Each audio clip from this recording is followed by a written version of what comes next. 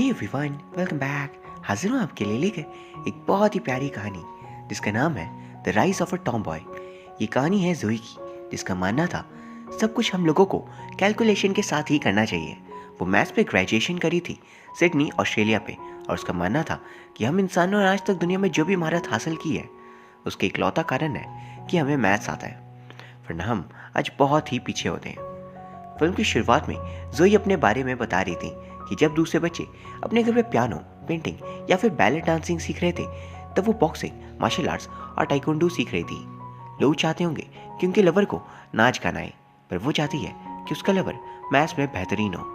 फिलहाल उसका सबसे ज़्यादा फोकस है एक फॉर्मूला क्रिएट करने में जिससे सारी ह्यूमैनिटी को बचाया जा सके। उसकी लाइफ दूसरे बच्चों से काफ़ी ज़्यादा अलग थी एंड जोई लव के लिए एक फॉर्मूला क्रिएट करना चाह रही थी। एंड उसी रिसर्च पे उसने एक डिसर्टेशन लिखा था।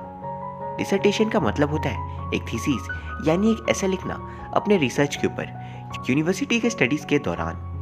और उसके डिसर्टेशन को प्रिंसिपल ने डिसअप्रूव कर दिया था क्योंकि लव के लिए कोई भी फॉर्मूला होता ही नहीं है। लेकिन जोई अपनी जिद पे अड़ी हुई थी एंड वो कहती है मैं इसे प्रूफ करके रहूंगी। इस फॉर्मूला के आने के बाद लोग अपने आइडियल पार्टनर को इजीली ढूंढ सकेंगे। एंड सोचो, इस फॉर्मूला के आने के बाद हम कितनी शादियां बचा सकेंगे। लोगों को डिवोर्स नहीं करना पड़ेगा क्योंकि वो शुरुआत से ही एक सही इंसान के साथ होंगे। पर इस बात पे प्रिंसिपल कहती है अपने टॉपिक को प्लीज चेंज कर लो, वरना तुम कभी भी ग्रेजुएट नहीं हो पाओगी क्योंकि लोग तुम्हारी इस बेतुके आइडिया पे कभी फंड्स देंगे ही नहीं। तो ये बाहर ग्राउंड में आ जाती है और सारे स्टूडेंट्स को अपने आइडिया के बारे में बताने की कोशिश करती है। वो उनसे कहती है मेरे ट्रू लव फॉर्मूला से आप लोग मिस्टर राइट को ढूंढ सकते हो बहुत ही आसानी से। और फिर वो सभी को फॉर्मूला दिखाती है और बताती है कि उसकी रूममेट लिली पहले इंसान है जिसने एक फार्मूला को यूज़ किया है। वो शो करती है ये मैंने उसके age, height, gender, weight, facial traits डाल दिया एंड 3 लवर्स के बाद चौथा जो होगा वही उसका ट्रू लव होगा। और आज वो उसी शख्स के साथ मिलने वाली है।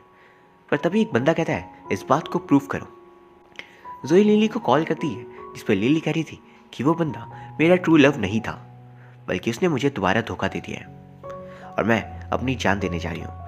एक पल में जोई को वो फॉर्मूला फ्लॉप हो चुका था एंड अब हम लिली को देखते हैं। वो अपने फ़ोन को पानी में फेंक कर जंप करने वाली थी, लेकिन वहाँ पे एक डाइवर था जिसका नाम होता है शेन। अब वो डाइविंग के साथ साथ म्यूज़िक कंपोजिंग का काम भी करता था। वहाँ पर वो कह रहा था कि आपने कभी सोचा है कि एक डाइवर जब भी पानी के सरफेस पे है उसके ऊपर फ़ोन और एक लड़की करने के कितने चांसेस हैं? बहुत ही ज़्यादा कम। पर देखो ये मेरे साथ हो गया।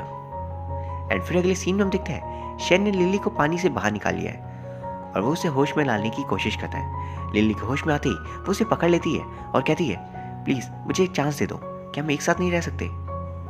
तभी जोई भी वहाँ पर आ गई थी और वो शेन को जोर से लात मारती है और कहती है मेरी दोस्त से दूर रहना। फिर वो लिली से बात करती है जहाँ लिली कह रही थी तुम्हारे उस फॉर्मूले ने मेरी लाइफ की ऐसी की तैसी कर दी। जोई से कहती है थोड़ी बहुत गलती हो सकती है, लेकिन मैं विश्वास करूँ ये फार्मूला बहुत से लोगों का भला करेगा।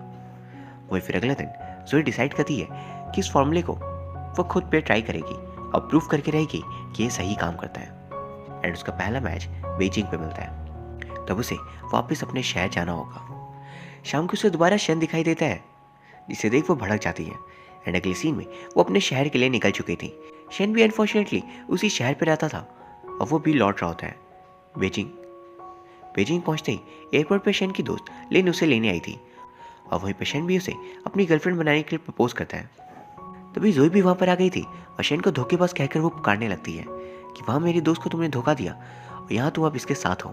ये सुनकर लिन वहां से गुस्से में चली जाती है। पर फिर जैसे ही जोई को पता चलता है कि शन का असली नाम कुछ और है, वो हैरान हो जाती है कि ये तो लिली का बॉयफ्रेंड है ही नहीं।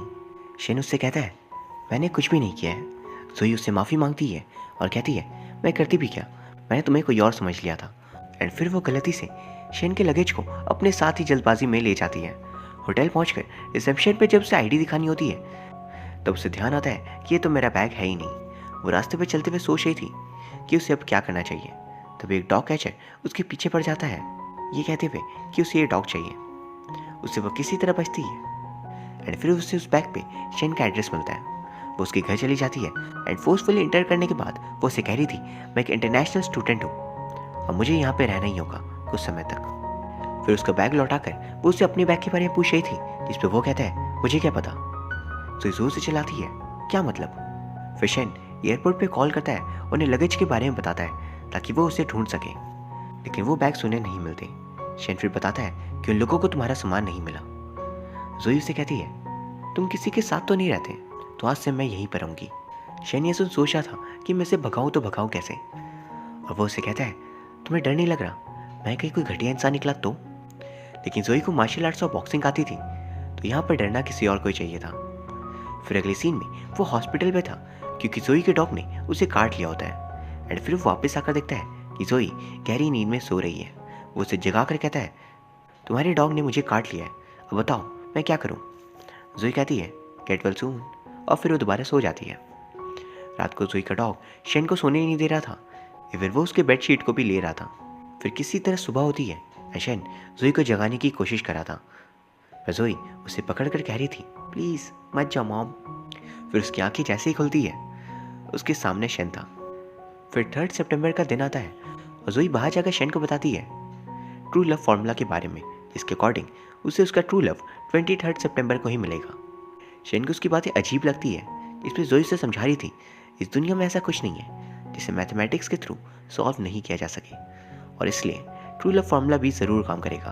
वो कहती है, फार्मूला के अकॉर्डिंग मुझे पहले 2 लोअर डेट्स मिलेंगे, उसके बाद मुझे ट्रू लव मिल जाएगा। फिर हम शेन के बारे में कुछ और बातें बताई जाती है कि शेन और लिन की दोस्ती पहले कई सालों से है और वो बहुत ही अच्छे दोस्त थे।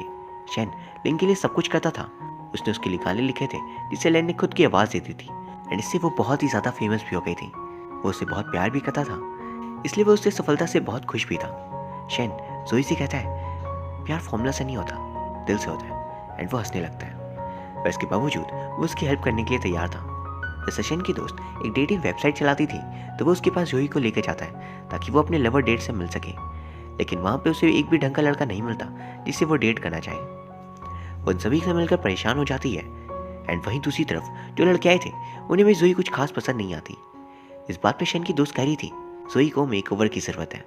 फिर शेन की दोस्त उससे कहती है, आज शाम को एक मीटिंग है जहाँ पे जोई की जैसे ही और भी टॉम बॉय टाइप्स की लड़कियाँ आएंगी, तो आज शाम को तुम लोग भी उस पार्टी पे आ जाना।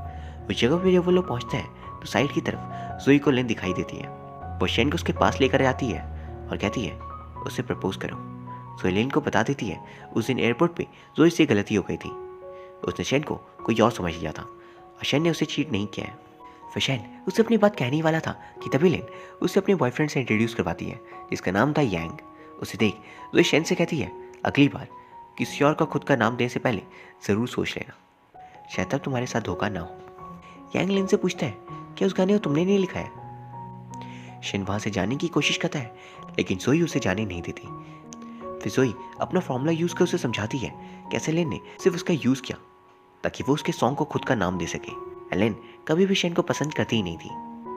वो शेन को समझाती है कि लिन के प्यार से बाहर आओ, वरना तुम्हारी शादी कभी नहीं हो पाएगी। फिर नेक्स्ट सीन में जोई हम लोगों से कह रही थी, शेन का केस बहुत ही टिपिकल है जहाँ पे लोग फीलिंग्स पे पड़ जाते हैं और साइंस पे ध्यान देते ही नहीं, खासकर लॉजिक पे। प्यार के कारण शेन कुछ और समझ ही नहीं पा रहा। सिर्फ लिन के लिए मोती लाने वो ऑस्ट्रेलिया चला गया था, टाइप करके मोती निकाली शेल से ताकि वो उसे दे सके, लेकिन वो ये बात समझ ही नहीं पा रहा है कि लिन बस उसका इस्तेमाल कर रही है। लेकिन कोई बात नहीं, मैं अपने फॉर्मूला से सब कुछ ठीक कर दूंगी। फिर वो अपने डिसर्टेशन पे शेन का केस लिखती है कि अगर प्लानिंग के साथ पार्टनर नहीं चुनोगे तो ऐसे ही डिप्रेस रहोगे। फिर शेन लंच बनाता है एंड उसे देखकर जोई को अपनी मॉम एंड डैड की याद आती है। वो बहुत छोटी थी जब उसकी मॉम ने उसके फादर को डिवोर्स दे दिया था। पहले तो जोई बहुत रोती है, फिर उसने डिसाइड किया कि वो एक ऐसा फॉर्मूला बनाएगी जिससे लोगों को कभी भी अपने पार्टनर को चूज करने में दिक्कत ना हो, ताकि किसी का भी परिवार कभी टूटे ही ना। उसकी बातों को सुनकर शेन कहता है, चलो मैं तुम्हारे लवर बॉयफ्रेंड बनने के लिए तैयार हूँ, शायद इससे तुम्हारा एक्सपेरिमेंट सफल हो जाए। फिर वो दोनों घूमने निकल पड़ते हैं। शाम को पार्टी करते वक्त वो एक जगह पर बैठ जाते हैं। वहाँ पे जोई उसे ऐसे ही कहती है, क्या तुम मेरे लिए गाना लिख सकते हो मैथ्स के ऊपर? फिर वो हम लोगों से कह रही थी शेन ने उसकी बहुत मदद की है, लेकिन उसने आज तो उसे थैंक्स नहीं बोला। उसके पास इतनी फंडिंग्स तो नहीं है, इसलिए वो कल अपने फ्रेंड के सजेस्टेड कंपनी पे जाएगी और अपने फॉर्मूला को पिच करेगी ताकि हो सके तो वो लोग उसकी फॉर्मूला के अकॉर्डिंग एक मोबाइल ऐप भी बना दें। फिर वो दोनों घर लौट रहे थे कि तभी लेन वहाँ जाती है। उसे देखकर जोई उसे शेन से दूर करने की कोशिश करती है, पर उन दोनों की लड़ाई को देख शेन वहाँ से चला जाता है क्योंकि लेन उसका यूज़ करी थी इंटेंशनली। पर जोई ने भी तो ऐसा ही किया, ना चाहते हुए भी। वही फिर अगले दिन जोई उस कंपनी में जाती है अपने आइडिया को पिच करने। उस कंपनी का मैनेजर यांग निकलता है एंड यांग को जोई के आइडिया पे बहुत पोटेंशियल दिखता है एंड वो एक एप्लीकेशन पे काम करने के लिए मान गया था। घर पे शेन को देख जोई की हार्ट बीट तेज हो रही थी एंड वो सोचती है आखिर ये हो क्या रहा है। उसने यांग के ऑफिस को ज्वाइन कर लिया था एंड शाम को जब वो घर आती है तो शेन एक गाना लिख रहा होता है। उसे दोबारा से कहती है लिन के लिए और कितनी मेहनत करोगे, खुद के लिए भी तो कर लो। फिर वो उसे बताती है यांग उसका बॉस है और यांग शायद से लिन से ब्रेकअप करने की सोच है, देख लो फिर क्या करना है। आज 14 सितंबर हो चुका था और उसे दूसरा लूजर बॉयफ्रेंड नहीं मिला होता है एंड आज उसे यांग डिनर के लिए पूछा होता है लेकिन वो मना कर देती है। वो घर पे सोचती है कि यांग उसका लूजर बॉयफ्रेंड हो सकता है और इस बारे में वो शेन से भी कहती है। शेन ना कर देता है एंड उसका कहना था मैं अपनी दोस्त से बात करूंगा, वो तुम्हें किसी ना किसी से ज़रूर मिलवा देगी।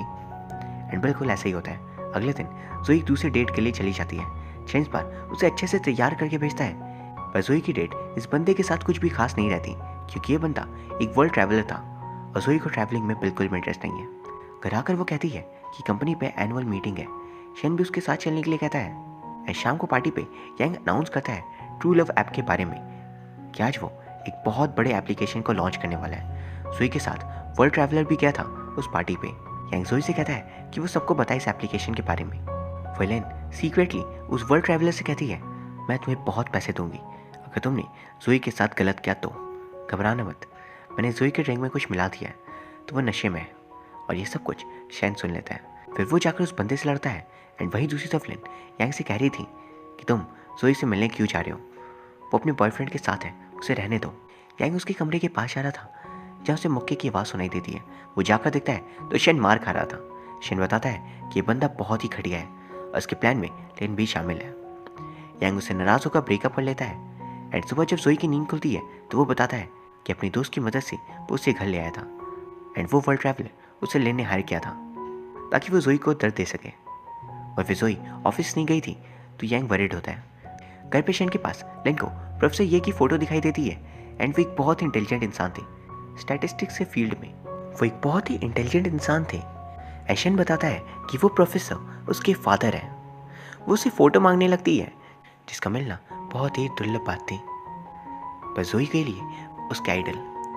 फिर अगले सीन में वो यांग के साथ थी जहाँ हमें पता चलता है कि जोई आज तक अपने पेरेंट्स के अलग होने के राज का पता नहीं कर पा रही थी और उसी समय उसे प्रोफेसर ये की बुक मिली थी जिसे पढ़कर उसे समझ आया था कि मैथ्स उसे प्रॉब्लम को सॉल्व कर सकता है एंड उसी वजह से उसे इंस्पिरेशन मिली ट्रू लव फॉर्मूला बनाने की।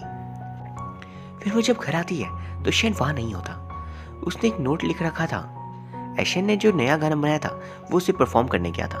नोट पे लिखा था कि मैं न ही लिन से प्यार करता हूँ और न ही अपने गाने से, मैं सिर्फ तुमसे प्यार करता हूँ क्योंकि तुम्हारे साथ रहते वक्त मुझे अच्छा लगता है। जोई भी शेन की जगह पर आ जाती है जब वो गाना गा रहा था लेकिन वो उसके प्यार को एक्सेप्ट नहीं कर पाती क्योंकि उसके फॉर्मूला के हिसाब से एप्लीकेशन ने यांग को उसके लिए मोस्ट कंपैटिबल चुना था एंड वो अपने पेरेंट्स की जैसी गलती नहीं करना चाहती है, इसलिए वो अपने फॉर्मूला पे ही बिलीव करती है। फिर वो लिली को कॉल कर पूछती है कि मैं शेन से प्यार करती हूँ लेकिन मेरा फॉर्मूला यांग को ही दिखा रहा है, मैं आखिर क्या करूँ। लिली कहती है तुम लाइफ में पहली बार एक डिलेमा में हो तो समझ जाओ आंसर क्या है। आज था 22 सितंबर, मतलब कल वो अपने ट्रू लव से मिल सकेगी। वो घर नहीं जाती है और उसका नंबर भी ऑफ था। शेन उसे कॉल नहीं कर पाता एंड अब सुबह हो जाती है। शेन जल्दी से साइकिल लेकर जोई को ढूंढने निकल जाता है। उसे पता था जोई कहाँ होगी। वहीं दूसरी तरफ यांग भी जोई के पास जाने लगता है पर तभी बारिश शुरू हो जाती है। दोनों जोई के पास पहुंच गए थे एंड सब कुछ जोई पर था कि वो किसके पास जाएगी और जोई यांग के पास नहीं बल्कि शेन के पास चली जाती है। बारिश के कारण शेन गीला हो चुका था इसलिए वो उसे छाता देती है एंड फिर वो यांग के पास चली जाती है क्योंकि वो अपने फॉर्मूला पे ही ट्रस्ट करती थी।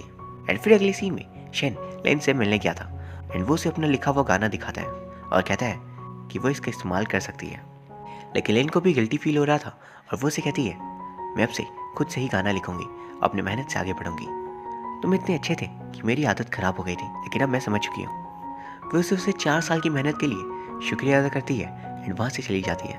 इस बार वो भी इसका हेल्प करना चाह रही थी एंड वो शेन की गाए हुए नए गाने को जोई के पास लेकर जाती है और कहती है इस गाने को शेन ने तुम्हारे लिए गाया था, प्लीज़ सुन लेना। और वो उसे कहती है वो जा चुका है, हमेशा के लिए और कभी लौटने नहीं वाला। जोई उस सीडी को प्लेयर पे डालती तो है लेकिन वो चलता नहीं। फिर वो यांग के साथ बहुत घूमती है एंड खुश रहने की कोशिश करती है पर रह नहीं पाती। वो बस हर पल यही सोच रही थी, मेरे पास पैसे हैं, यांग जैसा अच्छा पार्टनर है, फिर भी मैं अनकंफर्टेबल क्यों फील कर रही हूँ। आज जोई का बर्थडे था और यांग म्यूजिक प्लेयर ऑन कर उसे प्रपोज करता है लेकिन उस पर शेन का ही गाना बजा था। उसे सुनते ही उसकी आंखों से आंसू गिरने लगते हैं एंड वो कहती है शेन सही था, मैथ्स और म्यूजिक कनेक्टेड है। वो यांग के हार्ट बीट को सुनने की कोशिश करती है लेकिन सुन नहीं पाती। वो जब पास में वो शेन के साथ थी तब वो उसके दिल की धड़कन को सुन पा रही थी एंड उसे माफ़ी मांग वो वहाँ से चली जाती है क्योंकि वो समझ चुकी थी शायद उसका फॉर्मूला गलत था। उसे कुछ समझ नहीं आ रहा था कि आखिर शेन कहाँ पर होगा, इसलिए वो रोने लगती है।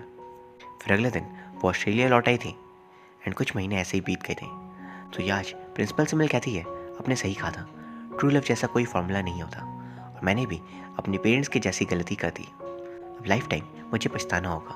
प्रिंसिपल कहती है अभी तुम जवान हो, अभी से लाइफ टाइम की बातें मत करो एंड वो उसे अपने बेटे से मिलने के लिए कहती है एंड वो और कहीं नहीं बल्कि शेन निकलता है। उसे देख वो पहले तो नाराज़ हो जाती है कि मैं तुम्हें कितने महीने से ढूंढ रही थी और जब तुम्हें पता था तो तुमने मुझे कांटेक्ट क्यों नहीं किया। वो बताता है मुझे कुछ समय पहले ही पता चला कि तुम मेरी मॉम की यूनिवर्सिटी पे पढ़ती हो, मैं तुमसे मिलना चाहता था लेकिन मेरी मदर ने कहा था कि मैं तुम्हें थोड़ा वक्त दूँ ताकि तुम एक्सेप्ट कर सको कि लव को समझने के लिए कोई फॉर्मूला जैसी चीज़ नहीं होती है। और यहाँ ये फिल्म ख़त्म हो जाती है। सो गाइस उम्मीद करता हूँ आपको ये वीडियो पसंद आई होगी। अगर हाँ तो प्लीज़ इसे लाइक एंड कमेंट ज़रूर कर दीजिए, साथ ही प्लीज़ चैनल को सब्सक्राइब कर लीजिए एंड आप मुझे इंस्टाग्राम पे भी फॉलो कर सकते हो जिसका लिंक आपको डिस्क्रिप्शन बॉक्स में मिल जाएगा। Thank you very much for watching, see you soon.